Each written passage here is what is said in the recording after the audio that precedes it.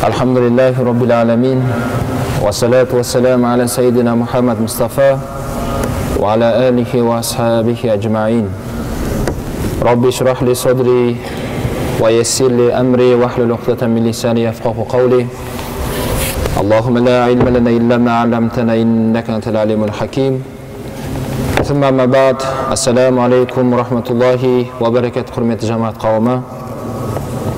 Allah subhanahu wa ta'ala jamoatdan o'qigan akşam namozimizda niyatlarimizni qabul etgan bo'lsin. Allah subhanahu wa ta'ala bilimga deb kelgan niyatlarimizni qabul olsin.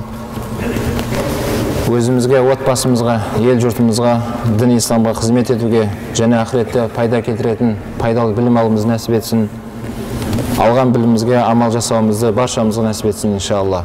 Bugungi sabog'imizda nafsini tarbiyalау degan taqrib bo'yicha nasihat dersim жүретін болады. Құрметті бауырлар, Allah subhanahu wa ta'ala біздерді жоқтан бар қылып жаратты. Біздерді жаратқаннан кейін Allah subhanahu wa ta'ala не нәрсенің дұрыс екендігін, және не нәрсенің дұрыс емес екендігін баршасын біздерге баяндап, жеткізу үшін өздерінің пайғамбарын жіберді өзінің. Сол кітаптарды шариғатта түсіндіретін пайғамбарлар келіп кетті. Соңғы пайғамбарымыз Мұхаммад алейхиссаламда осы жолды біздерге толық баяндап кетті. Кейде осындай бір сөздер бар. Дұшпаның кім десе, кейде көп адамдар өздерінің бір адамдарды айтуы мүмкін дейді. Бірақ ғұламалар айтады, жоқ, адамдар бір-біріне дұшпан емес. Керісінше адамдар біздер бір-бірімізге бауырмыз. Құран кәрімде иннамал муъминуна ал-ихва. Расында муъминдар бір-біріне бауырсыңдар дейді. Біздер бір-бірімізге бауырмыз. Мынау иман мен ақылдың мақсаты Алла Тағала бізге ақыл берді. Алла субханаху ва тағала бізге иман байлығын берді. Үлкен байлық бұл. Бұл жайында Расулуллах саллаллаху алейхи ва саллям айтады, мына дүние деген нығметті Алла Тағала сүйген құлына да, сүймеген құлына да бере салады. Бірақ біліңіздер, иман байлығын Алла субханаху ва тағала тек қана кімдерге береді? Өзінің сүйген құлдарына ғана береді деді. Осы иманмен, иман байлығымен ақылдың мақсаты біздерді жаннатқа жетелейді. Біздердің жаннатқа кіргенімізді қалайды, сол екеуі. Ал нәпсімен шайтанның мақсаты Алла сақтасын адамды тозаққа алып бару. Себебі иблис ол Аллаға уәде етті. Алла, егер маған мерзім беретін болсаң, сол адамдардың баршасын өзімен бірге бірін қалдырмастан тозаққа алып кетем солар деді. Маған мерзім берсең болды деді. Алла субханаху ва тағала Құран кәрімде иблиске айтты, саған мерзім берілді, қияметке шейін саған уақыт берілді деді. Білгеніңді қыл. Бірақ есінде болсын, сол құлдарымның ішіндегі ықыласты, маған иман келтіргендердің ішіндегі ықыластыларын сен ала алмайсың деді. Демек, осы аяттан түсінетініміз мынау. Ғұламалар айтады, нәпсі мен шайтанның мақсаты адамды қайда алып бару? Тозаққа алып бару. Біз ортасында тұрмыз. Қаласаңыз иман мен ақылға көмектесіңіз дейді ғұламалар, қаласаңыз шайтан мен иблиске көмектес. Ертең жазаңды аласың. Мына жаққа көмектессең, сауабыңды аласың. Бізде қазақта сөз бар. Алла, тойымсыз нәпсіден сақта дейді. Осындай сөз бар. Алла, тойымсыз нәпсіден сақта. Осы нәпсі тоймайды екен. Нәпсі тоймайды. Бұны ғұламалар айтады, бұл нәпсіні тек қана топырақпен ғана тояды. Адам жан үзілгеннен кейін, қабірге қойғаннан кейін барып, көзіне топырақ кіреді, аузына топырақ кіреді. Нәпсі сол кезде ғана барып тояды дейді. Оған дейін бұл қысқа өмірде нәпсі тоймайды. Осы нәпсіміздің айтқанымен жүретін болсақ, онда жағдайымыз қиын болады дейді ғұламалар. Және сол нәпсіден айырылуға болады ма дейді? Жоқ, болмайды. Нәпсін ешкім ажырап, одан тастап кете алмайсыз. Немесе нәпсі сізді тастап кетпейді. Бұл нәпсіде адамға берілген осындай бір көмекші ретінде берілген құрал дейді. Бірақ сол құралымызды өзімізге бағындырып, өзімізге көмекші қылатын болса, бізге өте жақсы қолқанат болады екен нәпсіміз. Егер оған біз мән берместен, Алланың шариғатымен оны жүргізбейтін болсақ, онда Алла сақтасын, біз оған құл болып кетеміз. Аллаға емес, сен нәпсінің құл болып кетесің. Нәпсі ешкімді аямайды дейді.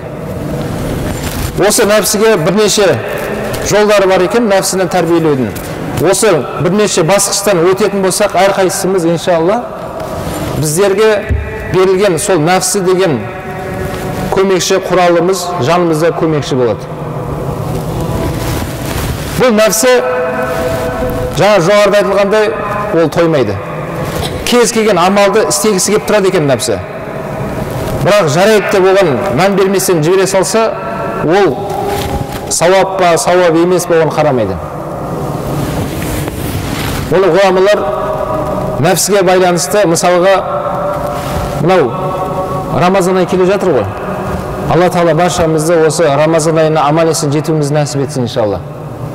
Алла Тағала сол қасиетті Рамазан айында аман есен өзі разы болатындай құлшылық жасауымызды нәсіп етсін иншалла.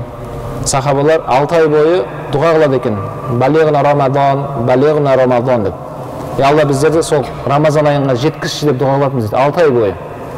Рамазан айы біткеннен кейін қалған 6 ай бойы дұға қылады екен. Алла, Рамазанда жасаған құлшылықтарымызды қабыл ет, ұстаған оразаларымызды қабыл еткін деп дұға қылады екен.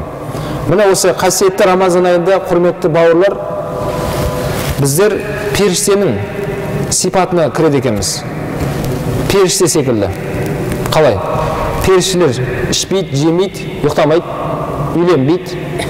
Сол секілді азаннан кешке дейін бізде тамақ ішпейміз, су ішпейміз. Өзіңіздің адал еткен некеңізге жақындауға болмайды. Міне нәпсіңізді сіз бір ай бойы не істейсіз, кәдімгідей тежейсіз. Сол секілді осы нәпсіні тежеу жайында біріншісі ал-мушарата дейді. Мушарата деген кез келген нәрсені істемей тұрып, нәпсіге шарт қою керек. Нәпсі сізді алға қарай тарта береді. Осыны істейсің ба, осыны көрсе, жүрсе барып көріп келейік те деп, сізді қызықтыра береді нәпсі. Сол кезде ғұламалар айтады, үйіңнен шықпай тұрып, кішкене сәл бір кідір дейді. Сөйтте ниет ет, және сол нәпсіңе шарт қой. Жақсы, мен қазір сол жерге барамын. Немесе мысалға біреу жұмысқа орналасайын деп жатыр. Иә, жұмысқа. Сол кезде нәпсі оған мақтайды. Ой, осындай жұмыс бар екен, кеше айтты ғой саған, барсай соған, жұмысқа барсай, жақсы жұмыс деп айтты ғой деп, нәпсіңіз сізді сол жұмысқа итерме дейді. Нәпсіңіз. Сол кезде сол жұмысқа бармай тұрып, нәпсіге шарт қою керек. Жақсы, мен қазір жұмысқа барамын. Бірақ мен саған шарт етемін. Шарттың бірі, сол жұмыстан тек қана маған пайда алып келетіндей жұмыс болсын. Сен шектен шығып кетпейсің деп нәпсіңізді тежеп, кәдімгідей не қоясыз дейді, шарттар қою керек. Оны ғұламалар былай түсіндіреді. Мысалға сізде ақша бар, біреуде жұмыс істегісі келеді. Екеуіңіз бірігіп сауда жасайсыз. Ақша сізден, жұмыс одан. Оны мушарака деп айтады, яғни серіктесіп жұмыс жасау. Сол жұмыс жасамай тұрып, сол жаңыңыздағы серіктесіңіз бар ғой, сауда жасай деп атқан. Сіз оған шарттар қоясыз. Міне ақша, міне жұмыс бәлі анықталды. Енді саған шарт етем, осы уақыттан осы уақытқа дейін жұмыс істейсің, жарайды ма? Иә. Бұл жердегі тек қана бізге пайда келу керек. Біз минусқа кетпеуіміз керек. Міне осындай шарттарды қоясыз, осындай шарттар табылғанда барып, жұмыссыз алға жүретіндігін сіз көріп тұрсыз. Тек қана бізге пайда түсу керек, біздің банкротқа ұшырамауымыз керек деп, сіз ол саудагерге келісім шартқа отырасыз. Сөйтіп шарттарға бірнеше шарттар оқылады, сізге де оғанда қойылатын шарттар бар. Жарайды жаратып келіскен секілді, сізді өзіңіздің нәпсіңізбен сол амалды бастамай тұрып, ешқандай жұмысты бастамай тұрып, не қою керек? Шарт қою керек. Бұл бірінші жолы. Нәпсіні туралаудың, тәрбиелеудің бірінші шарты не екен? Ал-мушарата. Не екен ол? Шарт қою. Екіншісі ал-мурақаба. Міне жұмыс басталды, енді жұмысты бақылау керек. Алдыңға келіскен секілді, нәпсіңіз мен жұмысқа алып келді, енді жұмыс қалай жүріп жатыр? Оны бақылау керек. Оны бақылаған кезде кәдімгідей соның ақ қарасын ажыратқан халде. Мысалға айтатын болса, ол жерде көзіңізді, тіліңізді және мынау батын депті асқазаныңыз тамаққа келіп жатқан сол ақшалардың бәрі қалай кетіп жатыр? Адал жолмен келіп жатыр ма? біреудің ақысын жеп жатқан жоқсың ба, немесе біреуге ақыңды беріп қойған жоқсың ба? Осында не болу керек? Бақылану керек. Нәпсіңіздің істеп жатқан жұмыстарына өзіңіз қосылып істейсіз, бірақ ол не істелінсін дейді, мұрақаба болсын дейді. Яғни бақылану керек. Шынымен таңертең қойылған шарттар табылып жатыр ма ол жерде? Сыртынан бақылап көресіз. Үшінші тәрбиелеу жолы аль-мухасаба. Үшіншісі енді кешкі уақытқа үйге келеміз. Үйге келген кезде енді есеп алынады. Өзімізден өзі есеп аласыз. Нәпсіңізді тұрғызып қойып есеп аласыз. Сіз таңертең үйден шыққан кезде шарт қойдыңыз. Түскі уақытта оны бақыладыңыз, минус плюстың бәрін көріп алдыңыз. Қай жерде қателестіңіз? Қай жерде не істеп қойдың? Кешкі уақытта не болу керек енді?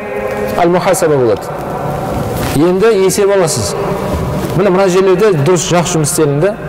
Бірақ мына жерлерде шектен шығып кеттің ғой сен. Мен саған шарт қойған едім ғой таңертең. Біз Алла үшін істейміз. Біз Алла үшін барамыз сол жерлерге. Бірақ сен Алла үшін деп алдың да, қалған жерлерің Алла үшін болмай қалды ғой ол жерде. Нәпсің оянып кетті ол жерде. Сен неге сол жерде шектен шығып кеттің деп, кешкі уақытта жатқан кезде біз өзімізге өзіміз не алуымыз керек дейді? Нәпсіңізден есеп алыңыз дейді. Нәпсіңізден. Бұл жайында Омар ибн Хаттабтың сөзі бар. Хасибу қабла тухасибу. Сендерден есеп күн алатын күннен алдын өздеріңді есеп алып үйреніңіздер дейді. Міне кешкі уақытқа. Бүгінгі таңертең кешке шейін бір күндік өміріміз кетті міне. Енді кешке шейін қалай болды өміріміз? Ертең Алланың алдында ұялмай тұратындай жақсы өмір сүрдік па бүгін? Немесе біреуге зиян жеткізіп қойған жерлеріміз болды ма? Зиян жеткізіп қойған жерлеріңіз болса, біліңіз, ол сіздің нәпсіңіздің жіберген қателіктері. Нәпсіңізді сол жерде сіз бақылай алмаған жерлеріңіз сол жерлер. Нәпсіңіз сізді жаман жаққа итермеледі. Тіліңізбен немесе басқа бір дене мүшелеріңізбен зиян беріп қойдыңыз. Али ибн Аби Талибтің сөзі бар. Мен отанды қорғап, сол отанды қорғау соғысында ешқашан шаршаған емеспін. Али айтады. Осы нәпсімді тәрбиелеп шаршадым деген ол кісі. Бұл нәпсімен күресу жай нәрсе емес. Мен нәпсіммен күресіп шаршадым дейді. Сол жұмыс барысында кез келген мәселеде біз Құдай үшін деп тұрамыз да кейде нәпсіміз оянып кетеді. Нәпсі оянғаннан кейін Алла үшін болмайды енді ол. Ары қарап оны дамытсаңыз, ол Алла үшін емес, нәпсі үшін болып кетеді. Қалай? Али ибн Аби Талиб радиаллаху анху осы жекпе-жек мәселесінде көбінесе Али шығатын. Сол қарсылас жағынан батыр шығатын. Сахабалардың арасында жекпе-жекке көбінесе, көп жағдайда Али радиаллаху анху жекпе-жекке шығатын сондай батыр еді. Сол жекпе-жектің бірінде сол қарсыластың ол да өте жауырды жер көрмеген сондай батырлардың бірі еді дейді. Ешкімнен жеңіліп көрмеген. Жасы да үлкен, сонда үлкен кісі еді. Али ибн Аби Талибпен қатты алысты, бірақ Али радиаллаху анху Аллаға тәуекел етіп, сол қарсыластың жауырын жерге тигізді. Қылышын суырып алып, бисмилля деп енді қылышын жауға сермеймін деп тұрған кезде, жаудың жаңағы батыры Алидің бетіне түкіріп жіберді. Бетіне түкірді. Сол кезде Али радиаллаху анху орнынан тұрып кетті. Өлтірген жоқ. Сол кезде жаңағы қарсыластың айтқан сөзі: Али, мен ешкімнен жеңіліп көрмеген, бірақ бір қателесіп қалған жерімді пайдаланып сен мені жеңіп кеттің деді. Енді ол қатемді ешқашан қайталамаймын мен. Сен екінші мәрте мені жеңе алмайсың енді деді. Сен неге орнынан тұрып кетіп мені сол жерде өлтіре салмадың деп сұрағанда Алидің айтқан жауабы: мен алғашқыда отанды қорғау парыз ғой. Сендер жаман ниетпен келдіңдер осы жерлерге. Мен алғашқыда Алла үшін сені жаман ниетіңді өзіңе көрсетейін деп тұрған едім. Бірақ сен маған түкіргеннен кейін мен нәпсім оянып кетті дейді. Менен Алла үшін емес, кім үшін? Өзім үшін сен өлтірейін деп жатырмын мен. Сен кімсің маған түкіретіндей? Сен деп нәпсім оянып кетті дейді. Мен нәпсім үшін еш нәрсе істемеймін дейді. Сол үшін мен сені жібере салдым дейді. Али айтады. Міне нәпсіні тәрбиелеудің Али радиаллаху анху бізге үйретіп жатыр. Демек басына шарт қойдық, амал басталынды. Енді кез келген жағдайда нәпсіміз оянады біздің.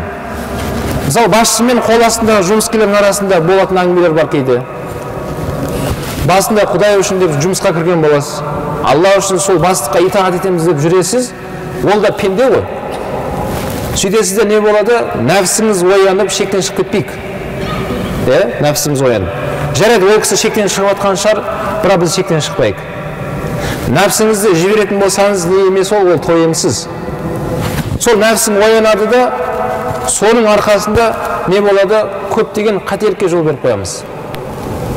Сол кезде осы сөздер ғұламалар еске алып, нәпсіңді тежеп, сен алдыңғы шартты есіне сал дейді. Мен саған айтқан едім ғой, нәпс айналайын. Бұл жерде болды, осы жерден тоқта енді. Сен қатты кетіп жатсың. Дұрыс қателікті мойындап тұр ғой ол да. Деп не істей сал дейді, осы жерде тоқтай сал дейді. Және кешке келгеннен кейін, жаңа үшінші жолы аль-мухасабада да қатты ойланып, қай жерде қателік жіберіп қойдың. Соны бәрін есіңізге алып, тәубаңызға келіңіз дейді.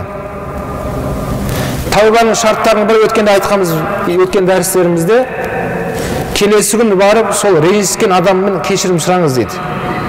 Тәубаның қабыл болуының шарттарын өттік қой өткенде.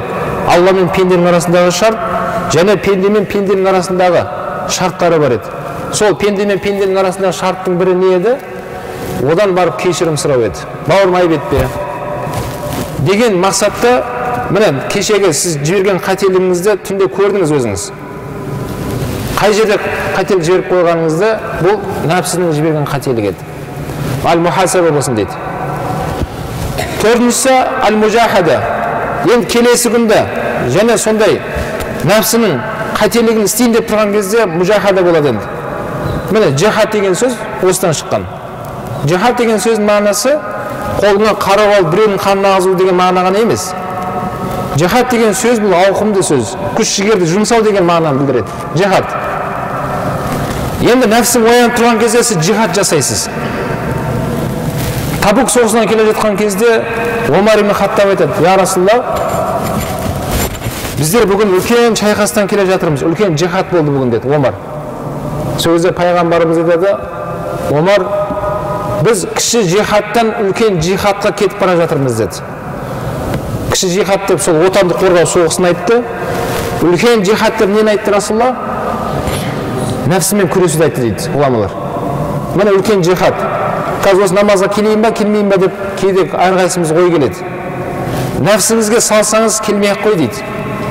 Осы намаз үйде де оқысаң болады ғой сен. Мешітке барып оқу парыз емес, уәжіп емес, сүннет Маккада ғой бұл дейді.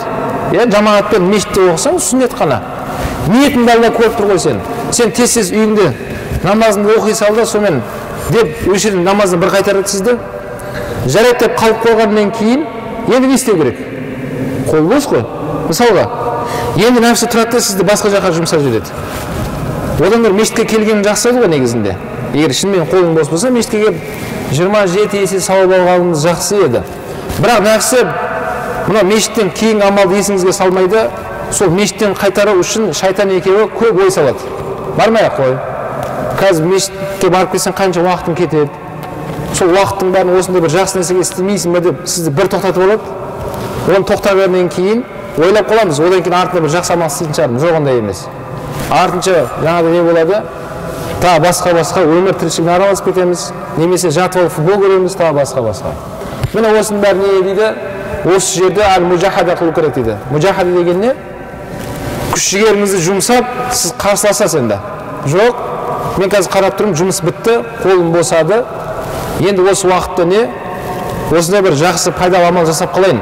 Ақша мен құтының арасында уақыт бар ғой менде. Деп ағайын туысты аралап қалайық. Ауырып жатқан досыңызды зиярат қылып қалайық. Тағы басқа көп амалдарымыз бар ғой. Жақсы амалдар өте көп, Аллаға шүкір.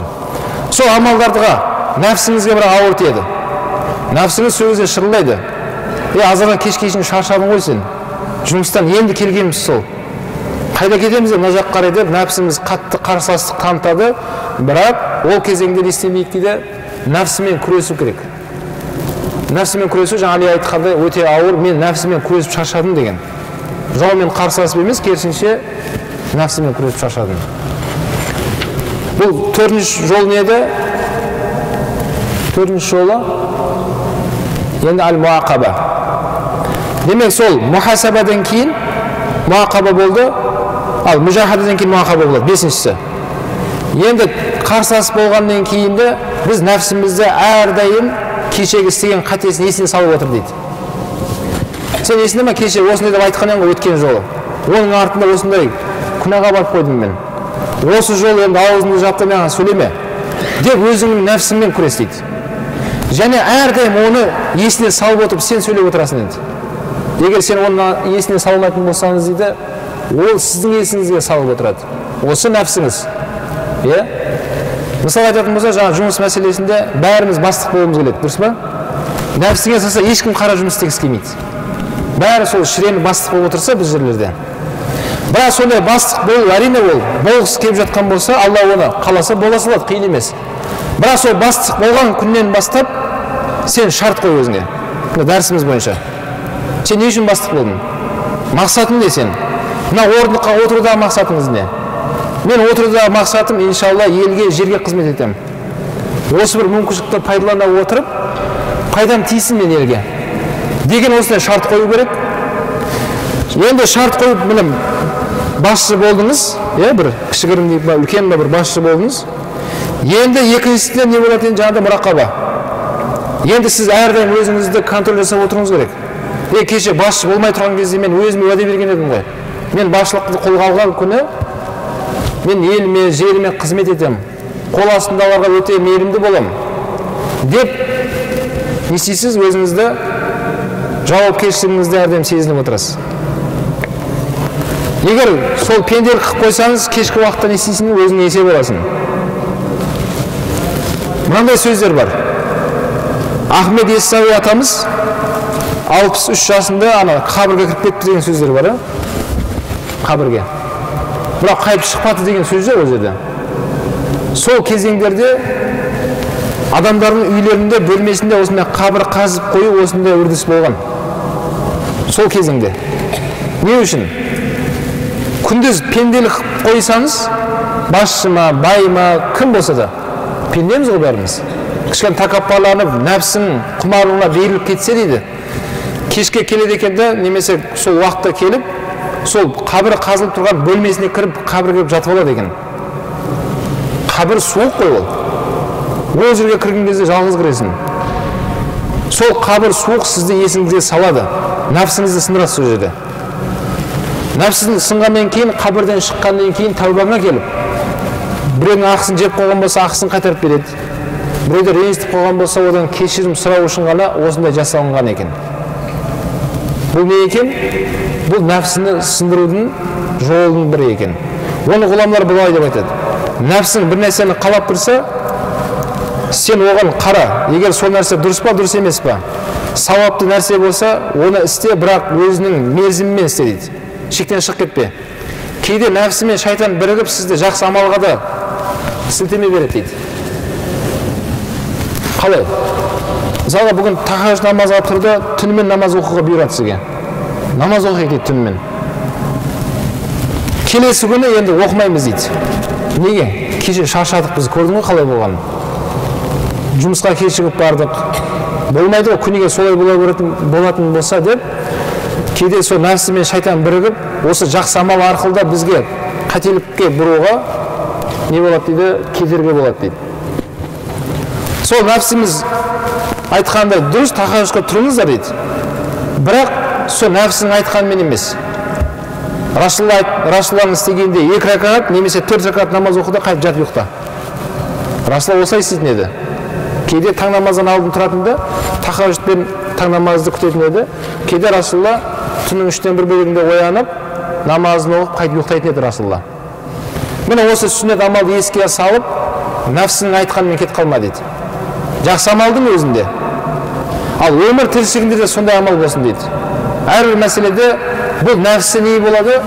Адамды кейде жақсы амалдың өзін итермелеп, адамды қинап қояды екен.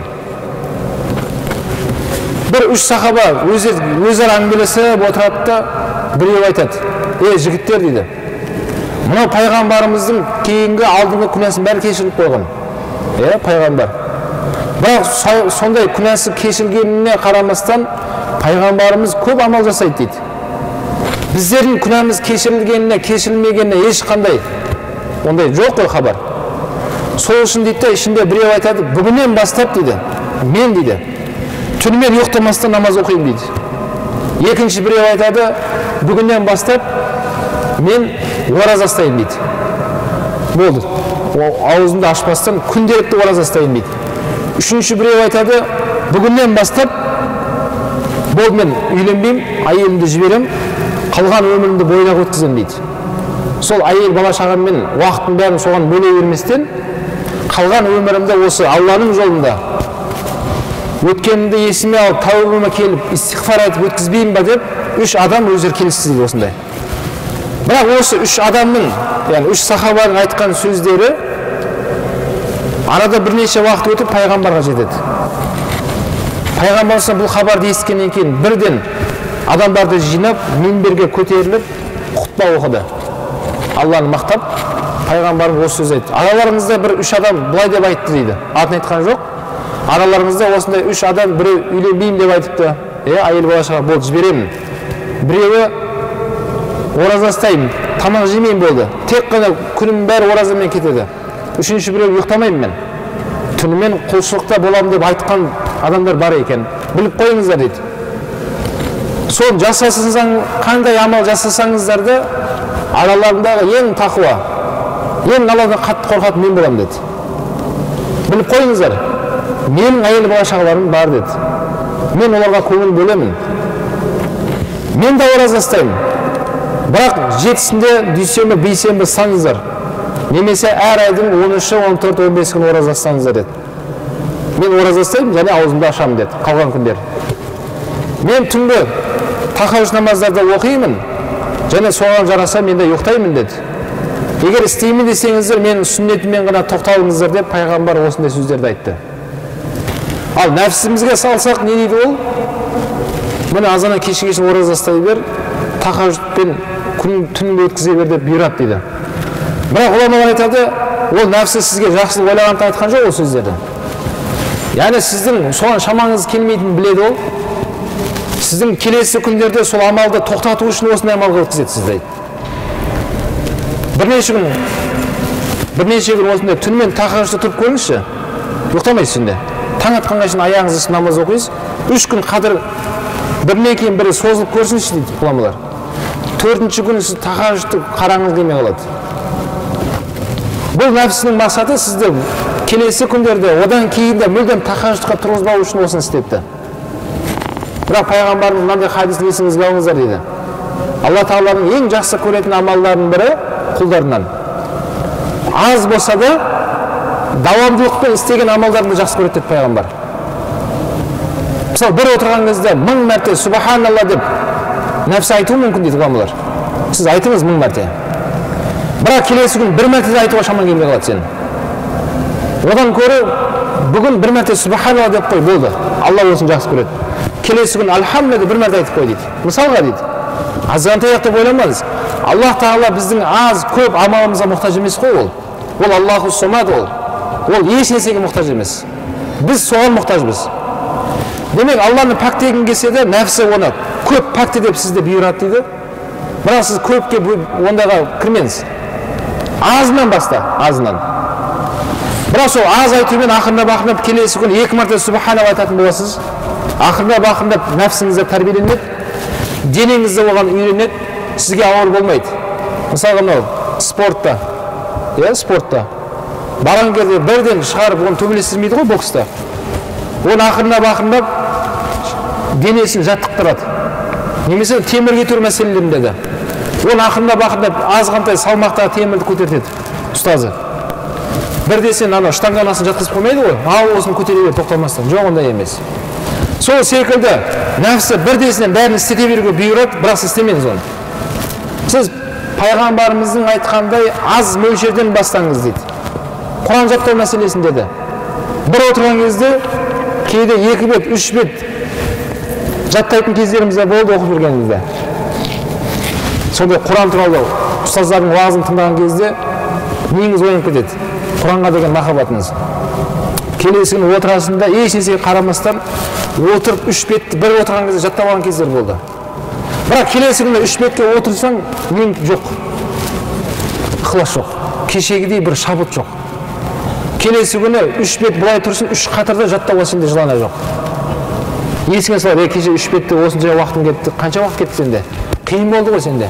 Сәл кішкене өзіңнен кеп алсайшы деген сияқты нәпсі ой сал қарасаң бір жет жүресің.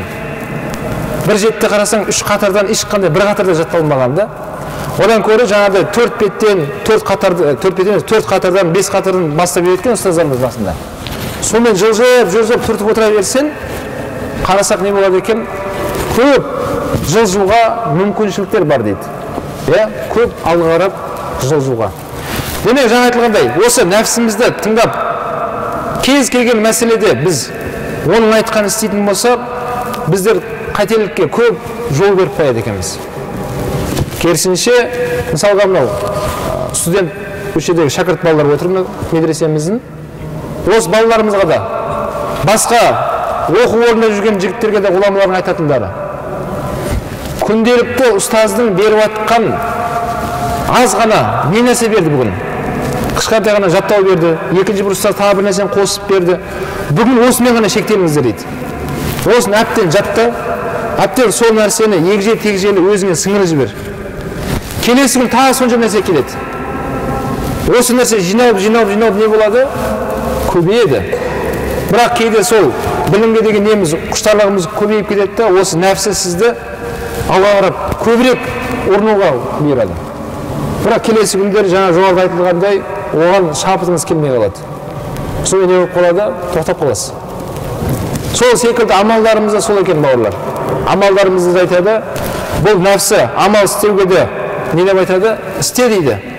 Бірақ сіз оны өзіңіздің жаныңызға көмекші шығып алып келу керек дейді. Екіншіден ғұламалар айтады, бұл нәпсі жаңа айтылғандай сізден айырылмайды, ажырамайды, сізге берілген, бірге жүретін сондай бір жаратылыс дейді. Бірақ сол нәпсіңізді тәрбиелеп алсаңыз, ол сізге өте жақсы бір қолқанат болады дейді. Осыны айтқан кезде сіздің аппетитіңізді ашып жүретін сол екен. Қазақша айтқан кезде не? Тәбетіңді ашады. Тамаққа келесің, тамаққа келген кезде сол нәпсі бүткіл несін ашып тұрады. Ол міне мынаны да жей бер, алып келе бер. Бірақ сол нәпсі сондай сіздің тәбетіңізді ашады. Бірақ сол кезде нәпсімен бірге ой жақсы болды ғой деп ұра бермеңіз дейді. Керісінше, пайғамбардың айтқан хадисімен нәпсіңді кішкене тежеп қой сол жерде. Расулалла не деп айтты? Асқазандарыңызды үш бөлікке бөліп қойыңыздар деді. Бір бөлігінде не тұрсын? Су тұрсын, бір бөлігінде тағам, бір бөлігінде ауа тұрсын дейді. Ал нәпсімізді тежемейтін болсақ, ода тойым жоқ. Муса алейхиссалам шайтан иблиспен сөйлескен кезі болған. Иблиске айтады, иблис дейді. Сен мені адастырып қателестірген кезің болды ма дейді. Иблис айтады, мен сені бір-ақ орында қателестірдім дейді. Муса алейхиссалам таң қалады. Сен мені қателестірген кезің болды ма не дейді. Иә болды дейді. Қашан, қай жерде? Сен есінде ме осындай бір жерде қонаққа шақырылған ең, бардың сол жерге. Сол жерде, нәпсі саған айтты ғой, тамақты же. Сен көп деңгейде өзінің мөлшерінен асырып тағамды қолдандың. Тағамды көп жегеннен кейін есінде ме, сол күн түнде сен тағамшыққа тұра алмай қалдың дейді. Яғни түнде қолшылық жасамай сен ұйықтадың деді. Сөзі Муса алейхиссалам содан кейін тағамға деген нені қайтып кеттім мен дейді. Тағамға деген. Ал көп ұйықтайтын болса, пайғамбарымыз не дейді? Біліп қойыңдар. Кім осы өмірде көп ұйықтайтын болса, ақыретте кедей болады сол адам деген. Ақыретте кедей сондай болғыңыз келе ма? Мысалы, осы жалған өмірде ешкім кедей болғысы келмейтін шығар. Ол жалған екендігін білеміз. Ақыретіміз әйтеуір қайыр болсын дейміз, Бір ақыретте мәңгі кедей болғым келе ме не? Кедей болғымыз келмесе бауырлар, онда көп ұйықтамауға шақырады ғұламалар. Көп ұйықтамау үшін не болсын дейді? Тамақты азайтыңыздар дейді. Тамақты азайту үшін нәпсіңді тәрбиелеу керек. Әңгіме бар, сол нәпсіде болып тұр негізінде. Нәпсіңізді тәрбиелесеңіз, ол сізге өте жақсы қол қанат болады. Егер нәпсіңізді тәрбиелемейтін болсаңыз не болады? Сіздің де мына жұмысыңызды дүние мәселесінде деп айтайықшы. Дүние мәселесінде не болады дейді? Өзіңнен тыс көп сондай қателіктерге жол беріп қоясың. Қалай? Мысалға, Алла субхана ва тағаланың бергенінен артық ризық болмайды. Бірақ сол нәпсіні тыңдайтын болсаңыз, нәпсі тоймайды. міне осынша бүгін осынша табыс таптың, келесі күн тағы да осынша есе табуға болады нәпсіңіз. Нәпсіңіз сол нәрсені сізге бұйыра береді. Бірақ бүгінгі жазған ризығынан басқа ризық келмейді, бірақ сіз көп орындыңыз. Сол ризыққа қол жеткіземін деп өтірік айттың. Сол ризықты қалай да болсын мен шөтіме түсіремін деп қанша адамдарды салдың араға. Қанша адамдардың уақытын алдың сен. Өзіңнің қанша уақытың кетті. Қаншама құжат дайындадың соған. Бірақ нәпсің не деп жатыр саған? Сол дүниені көріп тұрсын, алып келіп керек саған. Егер сіздің тағдырыңызда онда ризық болмайтын болса, ешқашан келмейді сізге ол. Бірақ нәпсі сізге тоқтама дейді. Ал нәпсіңізді тежейтін пайғамбардың айтқан сөзін тыңдайтын болсаңыз, Расулалла не дейді? Бауырлар, Алланың берген ризығының бәрі ол шектелінген деп аятты оқып берді пайғамбар бізге. Біздің өміріміздегі әрбір ризық несібемізде не істелінген? Ол шектелініп, тағдырланып, бекітіліп қойған деді Алла Тағала. Қаддираллаху тақдира. Алла Тағала бәрін мөлшерлеп, мен оны бекітіп берген дейді. Біздің бір күндік ризығымыз белгілі. Бірге жұмысқа бардық, жұмыстан қайтамыз. Болды, ризығымыз сол. Одан да бүгінгі артық келеді ризығыңыз болса, сіз үйіңізге өзі келе береді солар. Жұмыстан босағаннан кейін қалған алтын уақытымызды пайдалы нәрсеге жұмсайық. Айыл бала шағамызға көңіл бөлейік, балаларымызға көңіл бөлейік. Ал нәпсіні тыңдасаң, оған айтпайды. Нәпсі неге бұйырады сізді? Біреудің дүниесіне қол салуға жұмсайды. Біреуге пара берсең де, сол нәрсені алып келуге бұйырады сізге. Бірақ қарап отырсақ, бауырлар не болады дейді омен болашақта да Алланың алдында есеп беретіндей осындай көптеген қателікке жол беріп қояды екенбіз. Жол беріп қоямыз. Қазақта сөз бар. Әкенің малы баласы не болмайды? Баласына мал болмайды дейді. Біздің қазақ атамыз осы хадистен алған соның бәрі. Себебі пайғамбар не деп айтты? Мен біреу үшін дүние жинағандарға таң қалдым деді. Я Расулалла, біз дүниені өзімізге жинап жатырмыз ғой деді. Мен біреуге дүние жинағаным жоқ, өзіме жинап жатырмын деді.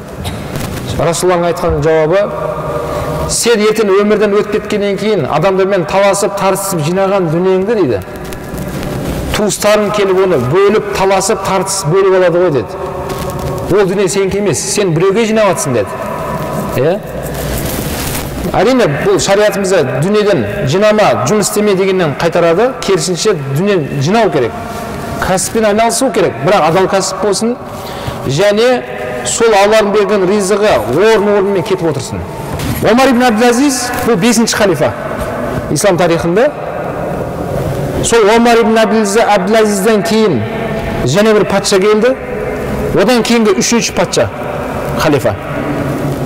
Сол патшалыққа отырғаннан кейін адамдар келіп ол кісіге жаңағыдай жақсы сөздерін айтып құттықтай бастады.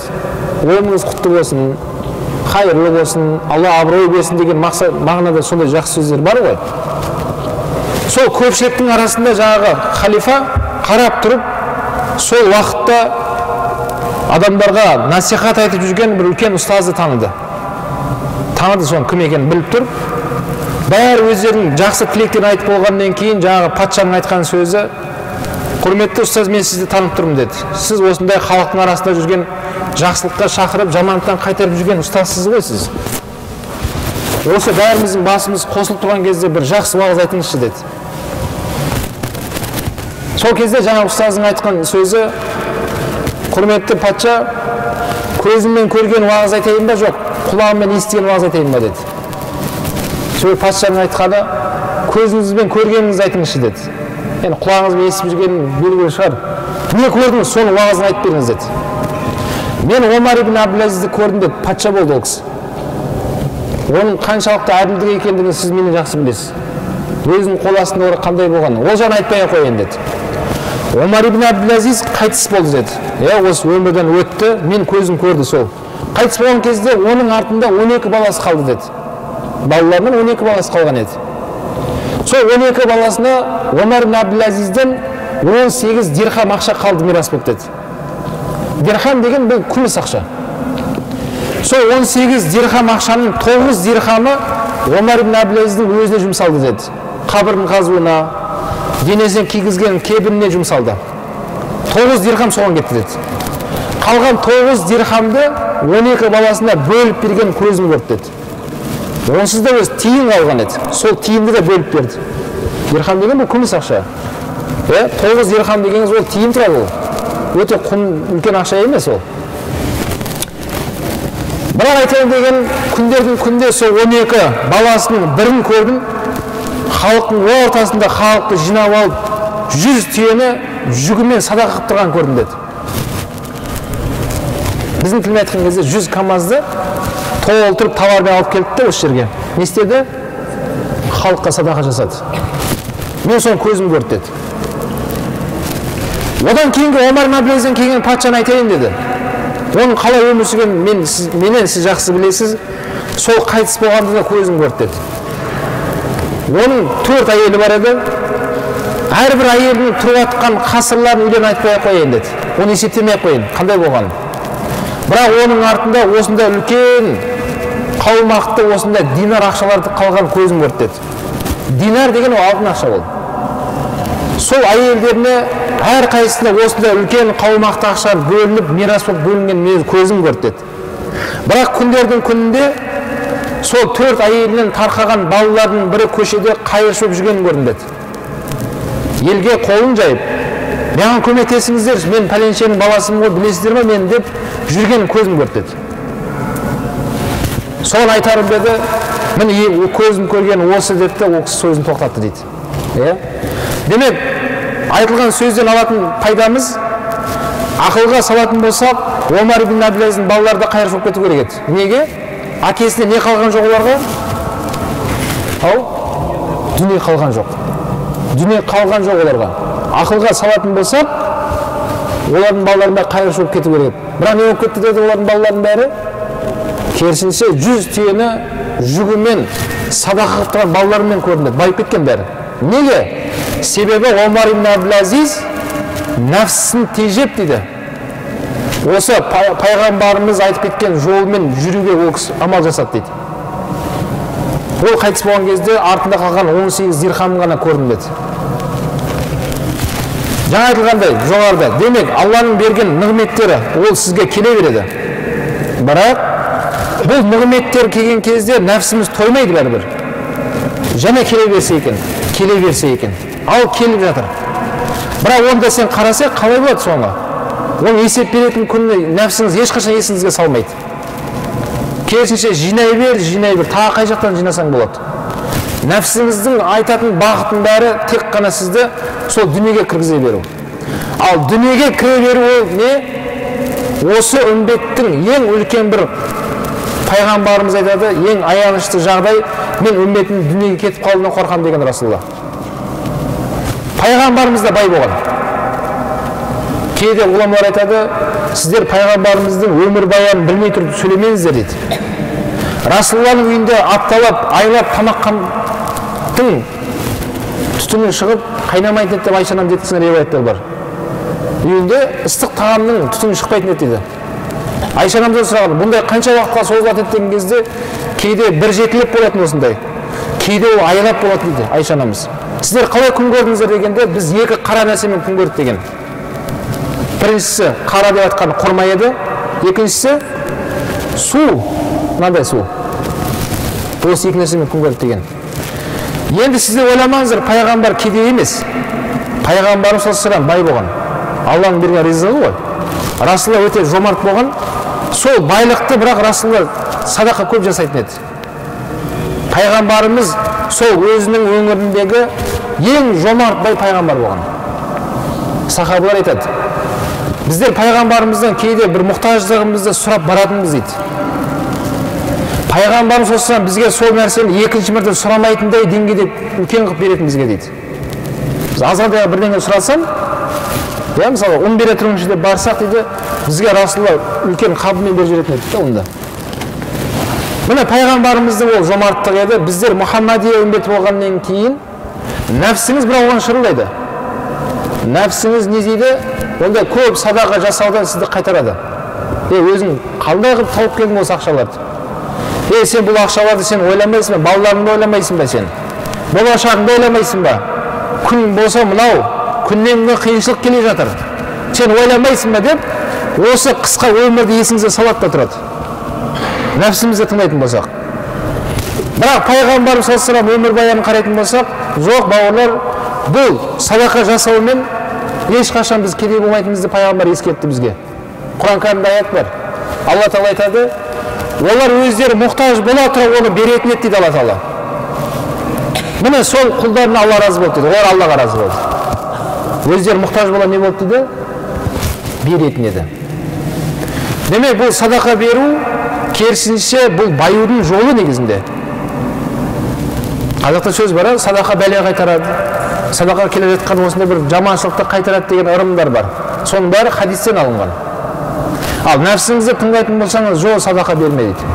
Садақа берме, сенің ар жақта көптеген пландарың бар, көптеген жұмысың бар, соның бәрін бір ретке қойып алсайшы, реттеп алсайшы, содан кейін барып деп не бола береді? Нәпсіңіз сізді итермелей береді алға қарап. Пайғамбар саллаллаху сахабалар өте көп болған. Бірінен өткен бірі жақсы еді. Расулалла әрбір сахабасын өз деңгейінде мәміле қылатын солармен.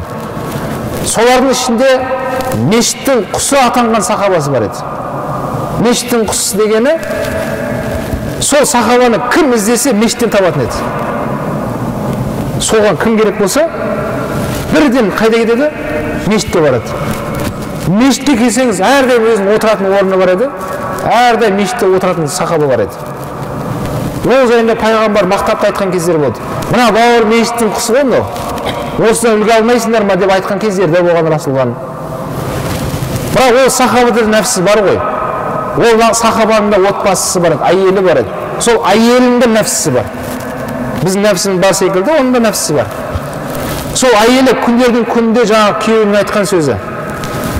Сіз пайғамбарға барып дұға жасасаңызшы, білесіз ғой, пайғамбардың дұғасы қабыл ғой. Біз осы өмір тіршілігінен осында қиналып өте бермейік та осылай. Пайғамбар бізге дұға қылатын болса, бізде біреуден садақа, зекет ала бермейік те, бізде сондай жағдайға жетіп, бізде зекет беретін жағдайға жетейік те бізде. Деп әйелі өзінің нәпсісін тыңдап, сол күйеуіне осындай көп сөз айтады екен. Бірақ сахаба өте тақуа жігіт, оны айта алмайды екен пайғамбарға. Күндердің күнде пайғамбар оны жүзінен байқайды. Бауырым, сен қиналып жүрген секілдісің ғой, не болды саған дейді. Сол кезде, я Расулалла, бізге бір дұға қылсаңыз, үйдегі келініңіз көп осында есіме салады. Бізде кішкене бір жағдайымызды жақсартып, бізде ел қатарлы, жұрт қатарлы күн көрісімізді жақсыласақ, сөйтіп бізде сізге садақа беретін сондай бір болсақ деп әйелім көп айтады. Соны білмеймін, сізге айтарымды білмей жүрмін дегенде, пайғамбарымыз айтады, бауырым дейді, сен игере алмай қалған дүниеңнен осы күнің жақсы ғой бауырым деп пайғамбар уағыз етеді оған. Пайғамбарымыз уағызынан кейін жаңағы сахаба шабыттанып, я Расулалла, мен түсіндім, осы күнімен шүкір, Аллаға шүкір, я Расулалла, бізге дұға қылмай қойыңыз, мен түсіндім деп келеді деген. Бірақ күндердің күнде әйелі тағы да есіне салады, тағы да сондай әңгіме болады, осы 3 мәрте қайталанады. Үшіншісінде бар пайғамбар саллаллаху алейхи қолын жайып дұға жасады. Я Алла, осы пәленше деген құлыңа, малына, жанына, ризығына берекет бергейсін деп Расулалла дұға жасады. Пайғамбардың дұғасы не болады? Қабыл болады. Сол пайғамбар саллаллаху дұғасынан кейін жаңағы сахаба не істеді дейді? Біреуден жаңағыдай ақырындап қарыздан бір ешкі сатып алды дейді. Ешкі алды. Сол ешкісі кейін не болды? Ақырындап ақшасын құтылды. Ол ешкісі қостап егіз туа бастады. Бір туғанда егіздеп туып береке алады ғой. Пайғамбар дұғасынан кейін ешкілері көбейіп, ол ешкілерін сатып алып қой қыла бастады. Ол қойларды төлдеп мал қойып кетті. Алдындағы мешіттің құсы атанған сахаба бір күнде бір мәрте зорға келетін жағдайға жетті. Бір күнде айтып, не құптанда бір кеп кетеді, не айтып песінде ма бір мәрте бір көрініп, болды, одан кейін жоқ мешітте. Ана бауырымыз қайда десе, ол бауырымыз сол қой бағып сыртта жүр, қолы тимей жатыр деген сөзге келді. Күндер өте берді, күндердің күнде бір күнде бір мәрте келіп жүрген сахаба бір жетті, бір мәрте келетін жағдайға жетті. Тек қана жұма күні ғана өте бір келеді мешітке. Қалған уақытта мешіттің түн көрмей кетті. Жүріп бір жетті келе алмайтын жағдайға жетті. Сол Меккенің сыртында қой бағып отырады екенде, Меккеден біреу шығып сыртқа кетіп баратқан болса шақырып алады екен. Бауыр, Меккеде не жаңалық болып отыр? Расулан жағдай қалай? Деп барып пайғамбарымыздың жағдайын сұрауға да уақыт жоқ. Сол Меккеден шығып келе жатқан кісіден сұрайды екен, Расулан жағдайы қалай? Не жаңалық болып отыр Мекке қаласында? Біреу сырттан келіп Меккеге кіріп бара жатқан адамды көріп қалса, жүгіріп барып сәлем айтады екен содан. Бауыр, Мекке қаласына кіріп бара жатыр екенсің, менен сәлем айтыңызшы Расулаллаға, амандығымды жеткізіңізші деп, сондай жағдайға жетті жаңа сахаба. Осылай күндер өте берді, уақыттар өте берді. Күндердің күнде сол зекеттің парыздығы жайында аят түсті пайғамбарымызға. Зекет парыз болды. Сол зекет парыз болғаннан кейін пайғамбарымыздың сахабалары жан-жаққа шығып, сол мұсылмандарға жеткізе бастады зекеттің парыз екендігі жайында. Сол сахабалардың бірі жаңағы мешіттің құсы атанған сахабаға келді. Бауырым, сізге пайғамбар сәлем айтты, Құран кәрімде осындай зекет мәселесінде аят түсті деді. Осындай малыңыздан зекет береді екенсіз бір жылда бір мәрте деп оның нақты санын айтты. Сол кезде жаңа сахабаның айтқан сөзі, нәпсі бар ғой да. Ондай кезде нәпсіміз бірінші сөйлейді. Не деп айтты ол кісі? Мен азаннан кешке дейін түн демей, күн демей, не үй көрмей кеттім мен. Осы мал деп жүрмін. Сендердің мынау айтып тұрғандарың адамды тонаушылық қой мынау дейді. Қалай мен осы дүниеде өзім қарап жүрсем, сендер келеді екенсіңдер, мен дүниемнен бөліп бер деп айтасыңдар деп осындай ауыр сөздер айтты. Жаңа кісінің сахабаның айтқан сөзі, бауырым, олай сөйлемеңіз. Мен пайғамбардың айтқан жеткіздім сізге, өзің білесің деп кетіп қалды. Пайғамбарымызға келеді, ана пәленше бауырым не болды? Оған да айттыңдар ма дегенде, я Расулалла, оған айттық деді. Не болды дегенде, я Расулалла, ол осындай малына зекет бермейтіндігін ашық айтты деді. Сол кезде пайғамбарымыздың айтқан сөзі, мен оған айтқан едім ғой уақытында. Егер алмай қалатын дүниеңнен, сен осы күн жақсы деп ескерткенім ғой оған деді. Осы сөз айтқаннан кейін пайғамбарымызға аят түсті Құран кәрімде. Сондай адамдар бар. Алла маған осындай дүние нығметін беретін болса, мен соны Алла жолында жұмсаймын, зекетімді беремін, садақамды беремін деп айтатын адамдар бар. Бірақ Алла Тағала оларға өз кеңшілігімен оларға сондай дүние нығметін беретін болса, олар сол Алланың аятына қарсы шығады деді. Олардың баратын жері жаһаннам болады деді. Деген ашық аят түсті пайғамбарға. Осы аят түскен кезде пайғамбар жылады. Расулалланың жанындағы сахабалар бәрі жылады. Неге? Себебі сахабаға аят түсті Расулалланың. Ол аят түскен, ол бәрімізге түскен аят, ол қиямет кешінде оқылатын аят Құран кәрімде. Осы аят күндердің күнде жаңағы зекетін бермей тұрған сахабаға құлағына жетті. Бұл аятты естіген кезде жаңағы сахаба қойын тастай салып, еңбектеп, жылап, жүгіріп барып пайғамбардың алдына, я Расулалла, мені кешіріңіз деді. Мен пенделік қылып қойдым, өткенде нәпсімді тыңдап, ауыр сөздер айтып қойдым. Мен зекетімді берем деді. Пайғамбар жылады да, бауырым, зекетімді алмаймын деді. Я Расулалла, алмайсыз ба? Жоқ, зекетімді алмаймын. Сен себепті Құранда аят түсті. Маған алуға рұқсат жоқ деді. Я Расулалла, дүниенің бәрін берем деді. Сахаба жылады, пайғамбар да жылады, бірақ Расулалла сол аятты қайталап тұра берді. Бауырым, мен сенің бір малыңды алуға хақым жоқ деді. Алла Тағаладан аят түсті сен себепті. Расулалла күндердің күнде әлемнен өтіп кетті. Сол жағаға қойып алып жүрген, бай болып кеткен сахаба Абу Бакр, халифа болған кезде Абу Бакрға келді. Абу Бакр, пайғамбардың халифасы артына келе жатқан. Сен сыдықсың ғой деп пайғамбарымыздың сахабасын мақтап Абу Бакрды. Мен зекетімді алшы айналайын бауырым, қаласаң дүниенің бәрін қойдың бәрін бере салам деген кезде Абу Бакр жылап сол аятты оқып берді. Бауырым, пайғамбар ала алмаған зекетімді мен кіммін дейді. Абу Бакр кім болып сенен зекет алатындай? Себеп пайғамбар сізден зекет алмады ғой. Сіз себепті аят түсті ғой деп Абу Бакрды жылап зекетін алмай қойды. Абу Бакр қайтыс болды. Омар халифа болды. Омар халифа болған кезде жаңағы сахаба қартайған шағы, кексейіп қалған кезде. Және соны Омарға айтты, Омар деп оны мақтап келді, соңында айтқан сөзі, мен дүниемді беруге келдім, алыңдаршы деді. Сөзі Омарда көзіне жас алып аятты оқып берді, бауырым, сен себепті аят түсті, пайғамбар алған жоқ, Абу Бакр алған жоқ, Хаттабтың баласы Омар кім болып дейді сенен зекетіңді қабылдайтындай деп, Омар өзінің ешкім емес екендігін ақталды сол жерде айтып. Сонымен не болды дейді, сол сахаба әлемнен өтіп кетті. Құрметті бауырлар, жаңа сөздің басында айтқанымызда біздің нәпсіміз тойымсыз ол. Ол осындай көп сөз айтқыздырады сізге. Кейде дұға қылатын шығармыз бәріміз. Алла, сен маған дүние берсең, мен соның бәрін сенің жолыңда фида қыламын, мен сенің жолыңда құрбан болып тұрып кейде айтып қоюдан сақтанайық бауырлар. Айтайық, айттыңыз ба, бірақ сөзіңізде тұрыңыз. Алла еш нәрсеге мұқтаж емес, сұрасаңыз бере береді Алла. Бірақ оның екінші жағы бар. Екінші жағы не? Сіз айтқан сөзіңізде тұрыңыз. Сол не айттың? Ол уәде, ол жазылып тұра береді. Уәде. Сол үшін нәпсімізді тыңдайтын болсақ, жаңа айтылғандай, Алла сақтасын, ол бізді тозаққа сүйрейтін үлкен бір дұшпанымыз екен. Осы нәпсімізді біздер не істеуіміз керек екен? Тежеп жүруіміз керек.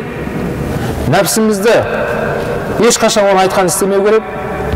Ол үшін бізде білім болу керек. Білім болғаннан кейін барып сіз аятты есіңізге алып жүресіз, сіз пайғамбарымыздың өсиетін есіңізге алып өміріңізді өткізесіз. Содан кейін барып не болады? Сол бізді жаманшылыққа бұйыратын нәпсіміз не болады? Бізге тоқтайды екен. Алла Тағала Құран кәрімде дейді, ертең ақыретте иншаллахқа жәннатқа кіріп жатқан кезде біз айтады екенбіз: ей тойымсыз нәпсі, кеттік жәннатқа жүр деп айтады олар дейді Құран кәрімде.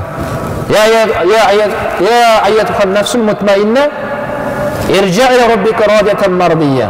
Ей тойымсыз нәпсі, сен Аллаға қайт енді. Бұл ең соңғы жанымыз шығып жатқан сәт, Аллаға разы болған халіңде қайт. Және Алланың уәде еткен жәннатына кір сен. Деп жәннатқа сол нәпсіне айтатын осындай сөздер бар. Сол нәпсімізге сондай айту үшін, құрметті бауырлар, осы жалған өмірде біздер иншалла Алланың кітабымен, пайғамбардың өсиетімен жүретін болсақ, не нәпсіміз бізге көмекші, ол нәпсімізді иншалла ертең ақыретте жүзіміз жарық болуға бір көмекші ретінде пайдалануға болады екен. Субханака астағфирука ва атубу илейк.